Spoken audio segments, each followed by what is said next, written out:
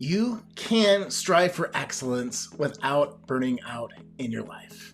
A big part of burning out is habits. And when you think of someone that gets into a new job, it gets into a new situation, and some people thrive and other people struggle, what's the difference? And it's habits, right? And if you don't fix your habits, you'll eventually hit burnout. And burnout, if in my definition, is not taking care of yourself, so impacting your health, and not properly taking care of your relationships. So the more responsibility that we have, the more bandwidth that it requires. But again, based on your habits, you can do more with that bandwidth than you originally thought.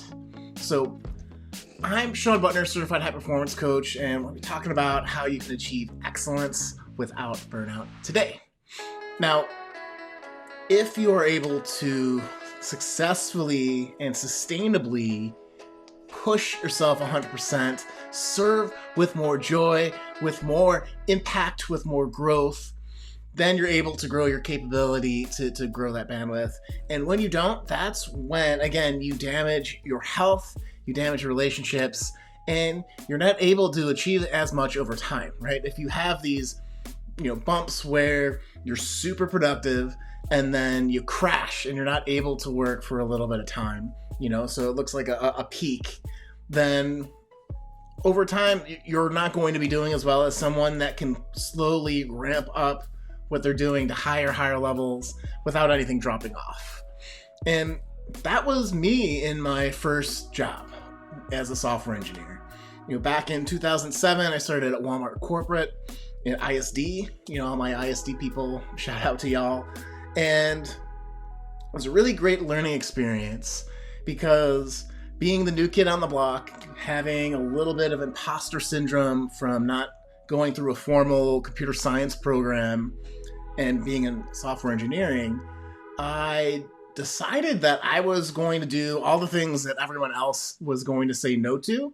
So I was saying yes to everything. And what ended up happening in a very short time, I learned really quickly, is I started to dread going to work. I didn't want to get out of bed. I always felt stressed. I always felt grumpy. I had a mountain of stuff that I was assigned to, anyways, and then I would take on more and more and more to the point where I was stretched so thin, nothing was really getting done effectively. And then I was freaking out even more, so I'd say yes to more things to try to compensate. And that spiraled out into really having a crisis moment where I felt like I was going to have a panic attack, and I'm like, this is not sustainable. And so how do you get out of that, right? Well, for me, in that particular time, it was learning how to say no gracefully, being a little bit more communicative of what's going on with my manager. There was, if you keep saying yes to everything, your manager doesn't know, and they dump more stuff on you, that's the recipe for disaster. And so there's also dialing in my health habits, right? And when you're in burnout, when you feel exhausted all the time, you feel stressed out all the time, you can see, it seems counterintuitive to add more working out or add more things to your already busy schedule, especially when I just said you should, part of my learning was saying no, but it's saying no to the wrong things and saying yes to the things that are going to make an impact. And for me, that was training for a marathon, and dealing and getting a lot of that stress out helped free me up to think about my situation and start to make better decisions. So we need to very strategically always be thinking, am I working on the right things for my aspirations in life? Are those aligned with my organizations and family and groups that I'm part of? And how long can I keep doing this before I have to tap out? So that's what I offer for you. Now, I want to also address in burnout that there are a couple of things that are just out of your control, right? So sometimes burnout is due to a bad environment, right?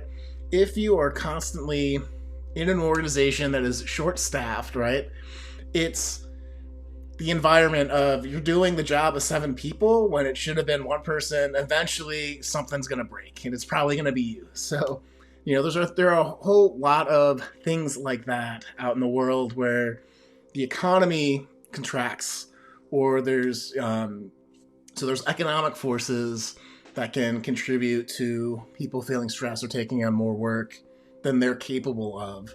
And that I want to highlight that too, that it's not that you're being assigned work, it's that you're not capable of doing it. That's another formula for burnout. But if you're in that type of environment, you can either switch environments or wait for it to change. But outside those two things happening, it's not, you might need to just move on if you're going to fix that problem. But your environment will impact how successful you can be in managing, keeping your self healthy and your relationships clear and fun. Second thing is that there are people in your life that can contribute to burnout. So it could be expectations from parents or your boss, or expectations you put on yourself. And so being aware if those are things that are factoring in, that it's not, any amount of habits can help mitigate it, but it's not really going to help you. Third thing is that burnout is really just constant stress and exhaustion over time. So knowing, and the main point here that I want to be stating is that we all will experience times of stress and times when you're not sure, is like, do I need to be resilient here? Do I have to figure out a way to serve with greater efficacy and joy and abundance? And I can do this for a short time and things will correct itself? Or is this something that's grinding me down over time? And that's a very hard thing to figure out sometimes. But if you are just always feeling burnt out because anything that stresses you burns you out, that's not going to be really helpful for your long-term success. So, and the fourth thing to address on this is that, again, there's also a difference from not wanting to do the tough thing and knowing that you're in the murky middle of a project. And the murky middle is that time when you've been working on something where it kind of just like the nature of it becomes a slog. It's the middle of writing a big code project. It's the middle of, construction. You're renovating your kitchen and you're about 3/4 of the way in and you're just like, will they not get out of my house so I can cook dinner for my family or dinner for myself or use the kitchen, So every project, there are times in our lives where it's just like, I just have to grind, and taking a rest is going to slow you down, and there's an art to figuring that out. But we need to know the difference of, I need to rest and recuperate here, or I need to grind it out, right? I just got to keep going, and being consistent will get me through it. So with those types of things in mind, as we're talking about burnout, I got 4 things for you that I think can really help you maintain that level of excellence in service, in mission, in purpose, without having you hurt your health and relationships. And the first thing we have to do and we have to know is our challenge line, right? Where's that line where you could continually work and you feel a little bit challenged on your ability or your capacity or your energy to continue to go forward? So it looks like this. In running, it's that line where that pace where you're out on the road, hopefully with a friend, where you can hold a conversation, right? So, and you're sweating, right? So you're getting the workout, your body is feeling the work, and you're able to maintain talking without, really kind of huffing it. If you are unable to breathe, you're pushing yourself too much, and it's going to be a harder recovery. Not to say you can't do that for a couple minutes and then back off, but really it's knowing where is that line where you can be in work, in flow, pushing the limits of your ability, delivering your 100%, and sustain that for forever, right? At work, it could be that flow state when you are, like, I'll talk about coding, where you're doing lines of code, time melts away, you're forcing yourself to get up and stretch so your body doesn't like start to hurt and prevent you from sitting at the desk, so just to do some things to mitigate that. But that's what we're looking for in your life. And so what I'd love for you to do is to, in a journal right now, think about when was a time in your life where you felt that flow state, or you felt like you were at the limit of your ability but still progressing forward. Was that doing math homework? Was that sometime somewhere in your health? Was it someplace in your career? Was it a relationship where you're doing the work, hashing out something with your spouse or friend, and you could feel that you were at the limit of your communication, maybe? What's an event like that in your life? And then how did that work for you? How did that make you feel? How did you navigate that feeling? And how long were you able to keep it before something got out of whack, right? I think sometimes in human nature, I do this all the time, where I think I'm good at where I'm sustaining, and then I find out that at the end of the week, I'm just completely wiped. And it's because I wasn't doing my next step, number 2, which is focusing on recovery, right? If you're always pushing yourself at that line of excellence to demand again that of yourself, to serve again with greater jus de vivre, if you're not working in the social time you need to recover, the physical time you need to recover, the mental time you need to recover, it's unattainable, right? And so nobody can give 100% of the time. You think, and it's a rule of nature, right? You don't walk around constantly tensing every single one of your muscles. Like, you go to sleep and things tend to relax a little bit, a bit more. But you can't run and you can't sprint at your top speed for forever, right? Eventually your body is gonna slow down and you're gonna fall over and have a bad experience again. So what do you need to recovery? So that's the question for you here, is what do you do to recover your mental fortitude, your physical fortitude, your spiritual fortitude, emotional, all of those things? What are the habits you have in your life that are planned on your calendar, right? If we looked at the last 2 weeks of your calendar, do you have time, again, to socialize, to do the things that you love, like hobbies, to just reflect? Do you have reflection practice? Do you have meditation practice? Those types of things. What are you doing if you take a look at the last 2 weeks? And one, could you double down on the things that really work? So if I have a meditation, I meditate 20 minutes every day, like, could you do that for 40 minutes? And I'll push you there a little bit. Or if you're like, I don't have many habits, could you schedule a daily walk? Could you schedule a daily meditation? Could you make sure that your workouts are on the calendar so they get done? Those types of things. And I think you'll find in my life, like from that story, it was working out that got me out of feeling burnt out and overwhelmed, and allowed me to have the higher capacity and bandwidth to figure out everything I needed to, and not feel as exhausted overall. Again, counterintuitive. But also, when we're talking about burnout, a lot of times when you're exhausted, that's when you start to settle. And you're like, oh, this is enough, instead of this is 100%. And that, every time that happens in my life, and anytime I see that in my coaching clients, it's an alarm to be like, okay, we need to make a shift here, right?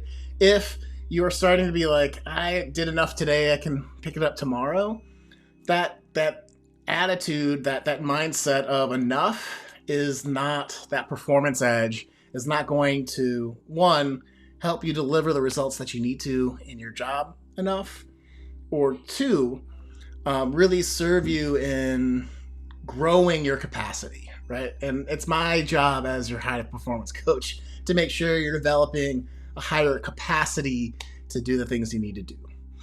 So never settle for less than your best or enough. You always want to be, am I giving this my all, right? And that's different from giving it your all and being like, I gave 100% for today and I just got nothing left in the tank, right? So there's a subtle difference there too.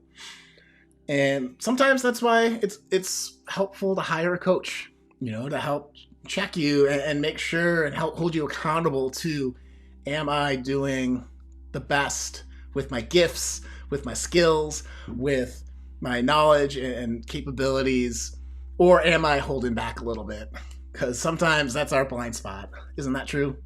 So, all right. The fourth idea I have for you to achieve excellence without burnout is to learn the power of no. Like early on in my career, again, I would say yes to everything. And at the end of the day, I had a million things to do, not enough time to do it. And I always felt like I was behind the ball. And it's really hard to feel hopeful or to feel like you have any control of your life when you have responsibilities and obligations to 100 different people or teams or whatever the situation is. So how do you say no, right? It's a little bit of reflection on, am I at the edge of my capability?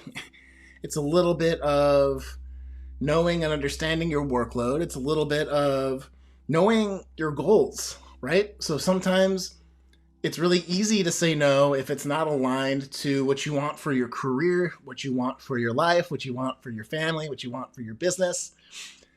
If you don't have a clear picture of what you want in the world, it's way easier to be like, yeah, I'll help you out.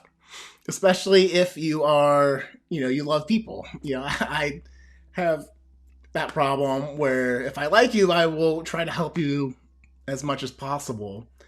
And it's not always the best thing for me. It's not always the best thing for you too, because if I say yes and I can't deliver in a timely manner, like that, you're up a lurch, I feel bad, it causes a lot of stress, it's a bad scene. So knowing when to be like, yes, I can help you, or I can't help you now, let's get it on the schedule, let's get it planned.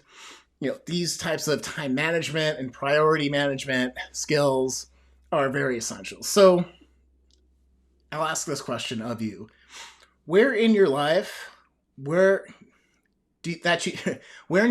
you need to say no?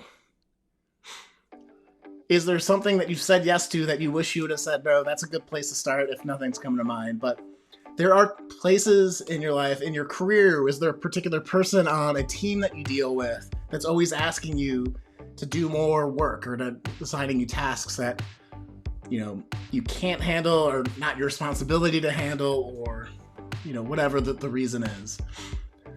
And how could you craft a conversation where you sat them down and you said, hey, like, I got too much on my plate, or I can't do these things that I agreed to.